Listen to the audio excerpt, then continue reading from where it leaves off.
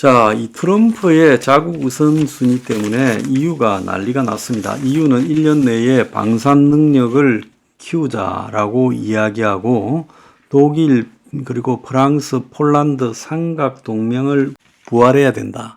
미국 믿다가 큰일 나겠다라고 하면서 특히 지금 심각하게 안보 위협을 느끼는 이 폴란드 총리가 독일하고 프랑스를 잇따라 방문하면서 유럽 국가들 정신 차려야 된다. 그런데 유럽이 방어 능력을 가지려고 하면 10년이 걸릴 거다라는 이야기가 있었고, 오늘 아침에 보면 이 독일의 디셀도르프 카니발에 이 우크라이나 거기에 이제 인형들이 막 카니발을 하는데 우크라이나 군이 이렇게 총을 들고 가는데 등 뒤에서 트럼프가 칼을 찌르는 그런 이 대형 인형이 지나가는 모습까지 연출이 되었어요.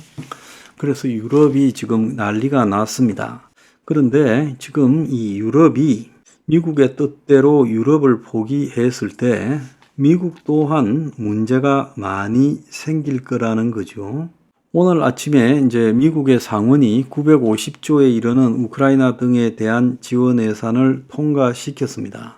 미국에서는 이 트럼프처럼 나토를 갖다가 돕지 않겠다 뭐 이러면서 유럽을 우습게 여기지만은 미국도 결국 유럽에서 많은 것을 얻었어요. 그래서 서로가 동맹관계로서 유지된 거지. 트럼프 말대로 마치 미국이 이 우크라이나나 유럽 국가들이 방위비를 안 내면 뭐 너가 죽든가 살든가 우리는 모른다고 갔을 때 유럽의 궁극적인 정치 지도, 유럽의 지도가 변할 겁니다. 그렇게 되면 유럽 국가들은 이제 미국과의 관계에 있어서 동맹으로 생각하지 않고요. 특히 미국의 이 기축통화 달러를 인정하지 않게 될 거예요. 지금 페트로 오일 달러에서도 지금 이 중국의 위안화 결제가 사우디하고 서로 되고 있지 않습니까? 그래서 서로가 동맹을 하지 않는다면 유럽 또한 세계 2의 경제 블록으로서 미국과의 관계를 갖다가 정리해 갈 거다. 그랬을 때 미국의 지금 이 재정 상황이나 국가 부채나 또 화폐 남발에 대한 부분에서 달러의 공신력이 유지될 수 있겠는가? 미국 또한 어려운 일이 엄청나게 생길 겁니다. 그런데 지금 심각한 이야기 중에 하나는 미국이 우크라이나에 대해서 트럼프가 되었을 때 돕지 않고 러시아가 점령한 땅, 러시아가 지금 처음에는 크림반도를 합병하고 나중에는 이제 돈바스를 갖다가 2008년에는 크림반도를 합병하고 2012년에는 돈바스를 먹고 그 다음에는 이번에 전쟁에서 이제 자포리아 등 남부 지역의 땅을 곡창지대를 더 먹었습니다.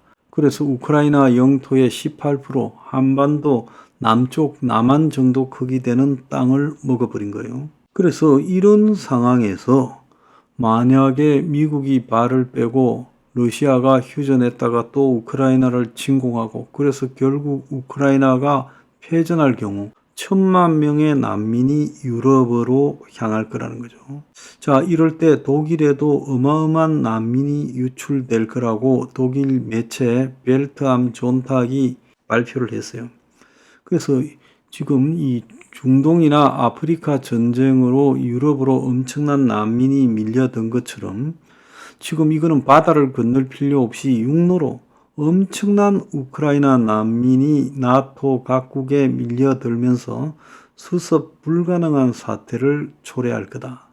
그래서 그러기 전에 우크라이나를 도와가지고 빨리 지원해야 된다. 이번에 미국이 126조 8,022억의 이 수정 예산을 상원에서 찬성 70, 반대 29로 우크라이나에 80조가량, 이스라엘에 18조 7천억가량을 통과시켰어요. 지금 러시아의 전략은 조금씩 야금야금 지금 이 주변 국가를 먹는 겁니다. 자, 푸틴이요, 2월 초에요, 이 러시아의 역의 영토인 칼라닌그라드, 과거에 보면 이 프로이센 공화국의 발상지인 퀘네이스베르크죠. 이 퀘네이스베르크는 이 칸트의 고향이라고 부르던 그 동프레이센 땅이었는데 2차 대전에서 독일이 패전하면서 러시아가 이 땅을 뺏어버렸죠. 그런데 이제 이 땅이 2차 대전 이후에 독일 땅에서 러시아 땅으로 넘어갔습니다.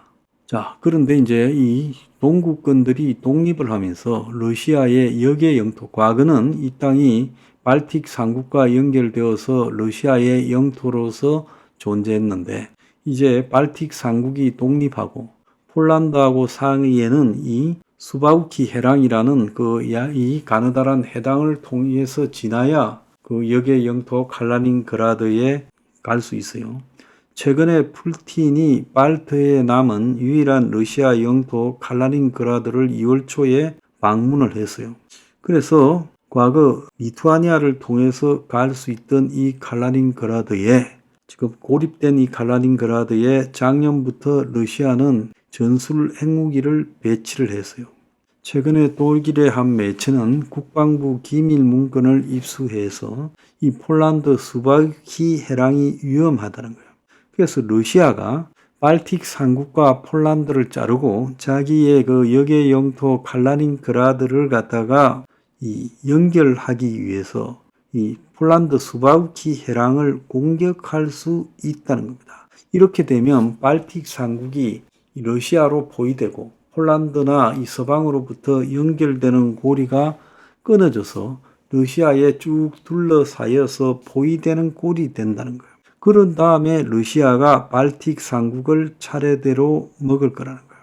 그래서 최근에 이 발틱 삼국이 러시아의 행보에 굉장히 위기감을 느끼고 있어요. 그런데 러시아가 대체로 이런 나라들을 먹는 방법이 러시아 인구를 이주를 시킵니다. 과거에 자기들 이 위성국가나 식민지였을 때. 그래서 지금 라트비아나 리투아니아, 에스토니아에 러시아 사람이 4분의 1쯤 달하고 있어요. 에스토니아는 비율이 좀 작습니다만은 리투아니아나 라트비아는 러시아 사람 비율이 많아요. 러시아가 이들을 부추겨 가지고 내란을 일으키고 우크라이나에서 그랬거나 조지아에서 그런 것처럼 러시아 군대를 침투시키면서 대규모 전쟁을 갖다가 일으킬 가능성이 매우 크다고 지금 추정이 되고 있어요. 그래서 지금 이 폴란드나 발틱 삼국이 난리가 났고 에스토니아는 지금 스위스만한 나라인데 과거에 에스토니아의 그 영토였던 땅이 소련이 떼갔어요. 그래서 지금 그 소련으로 변한 에스토니아의 영토가 이반고르드라는 겁니다. 그래서 여기와 에스토니아의 3대 도시 나르바 사이에는 주민들이 왔다 갔다 이렇게 했는데 우정의 다리라고 강위에 다리가 하나 있었어요.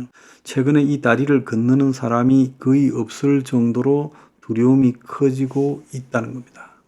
자, 여기만 먹는 게 아니죠. 지금 몰도바라는 나라가 있습니다. 이 루마니아 계통의 나라인데요. 지금 바로 우크라이나하고 붙어 있는 나라죠. 그래서 그 내륙 국가고 수도는 키시니우고 라티케 국가로 분류됩니다. 자, 이 나라도 지금 우크라이나 침공 이후에 러시아의 위협을 받고 국가 비상사태를 선포하고 EU 가입도 신청했어요. 2019년 총선 때 친EU파가 패배할 거라고 예상이 되었는데 친러 정당이 생각보다 늘어나지 않고 오히려 친EU파 세력이 이겼습니다. 그래서 이 몰도바도 지금 러시아가 몰도바의 일정한 부분의 땅을 역의 영토로 점령하고 있어요. 그래서 작년에도 이 몰도바 대통령이 러시아가 외부 방해 공작을 통해 몰도바 정부를 전복하려고 했다는 겁니다. 그런데 몰도바와 우크라이나 사이에 강이 하나 있는데 그 강을 따라서 이 동쪽 편이 트랜스니스트리아라는 일종의 이 러시아 영토예요. 그러니까 희한하지요. 이 몰도바와 우크라이나가 국경인데 그 사이에 강 하나가 있는데 그 강 동쪽 편에 뱀처럼 길게 이 친러 분리주의자들의 땅이 돼버린 거예요. 그래서 이 트랜스니스트리아 전쟁을 겪었습니다. 여기에는 러시아가 지원하는 사실상의 유엔의 인정을 받지 않는 독립국가고 그러면서 공산국가가 아니라면서 러시아의 지금 군대가 상당히 주둔하고 뼛속까지 침략의 국가가 됐어요. 그래서 유엔 사항에서는 몰도바의 영토에 속하지만은 몰도바가 통치하지 못하고 러시아군이 아주 노골적으로 진주하고 있어요. 그래서 몰도바 인구 한 300만 이렇게밖에 안 되기 때문에 지금 과거에는 이 몰도바를 공격하려면 우크라이나 땅으로 들어와서 가야 돼서 못할 거라 봤는데 남쪽에 헤르손까지 러시아가 먹었기 때문에 이제 러시아와 몰도바의 이 트랜스니스트리아하고의 거리가 매우 좁아져 있습니다. 그래서 몰도바도 언제든지 러시아가 지금 침공을 하려고 한다는 거예요. 그래서 몰도바가 지금 여러 가지 친러 쪽에 우크라이나 쪽에 돈을 빼돌리는 세탁국가처럼 되어가 있는데 이런 부분을 핑계 삼아서 러시아가 트랜스니스트리아에서 주둔시키고 있는 러시아 군대 등을 가지고 몰도바를 침공하려고 할 것이다라는 이야기가 또 나오고 있어요. 자, 그 다음에 또 지금 조지아입니다. 여러분이 조지아는 잘 아시다시피 러시아로부터 독립을 했고 과거에 세바르드나제 러시아 외무장관이 이 조지아 대통령도 했고 또 스탈린도 조지아 출신이죠. 그런데 이 조지아의 동쪽에 흑해 연안에 지금 아파지아라는 인구 24만 명의 이 땅이 러시아군이 주둔하는 친러 지역이 되어 있고 또 그 조지아 중간쯤에 위에서부터 툭 튀어나와가지고 남오세티아라고 해서 한 3,900만 인구 5만 3천 명 사는 지역에 이것도 러시아군이 주둔하고 있어요. 그래서 2003년에 미국의 지원을 받은 사키시발리 대통령이라는 사람이 아파지아하고 남오세티아 영토를 수복하겠다고 하면서 긴장이 벌어지고 그러면서 결국은요 지금 2008년에 러시아가 침공을 하기 시작했죠. 아파지아 군하고 같이 이 러시아가 흑해변에서 내려오고 또 남오세티아를 공격하고 이러다가 며칠 만에 이제 조지아가 러시아하고 전쟁을 하다가 손을 들었지요. 그때 당시에 미국과 조지아가 동맹관계고 합동군사훈련을 하고 해서 미국이 도와줄 거라 생각했지만은 결국은 미국이 발을 빼고 조지아가 박살이 났습니다. 그래서 이 조지아 또한 지금 우크라이나하고 비슷한 처지고 아파지아, 남오세티아 두 군데 땅이 러시아의 지금 친러 세력에게 점령당하고 있어요. 그렇기 때문에 이 러시아가 아까 말씀드린 대로 수바우키 해랑을 통해서 폴란드와 자신의 역의 영토 칼라닌그라드를 폴란드 땅을 연결해서 먹어버리고 그래서 이 발트 삼국을 포위하고 그리고 또 더 나아가서 몰도바를 먹고 또 조지아를 먹고 하는 부분까지 진행이 될 거라는 거예요. 그래서 폴란드 총리가 지금 독일, 프랑스와 삼각 동맹을 부활하자고 하지만 2차 대전 때 보면 결국 폴란드가 침공을 당해도 이 프랑스나 영국군이 제대로 싸워주지도 못했지 않습니까? 그래서 지금 이 유럽의 이 러시아의 앞으로 방향은 영토 확장밖에 없을 거라고 보고 있고요. 이런 것들이 앞으로 엄청난 문제로 등장을 할 거라고 저는 생각을 하고 있습니다.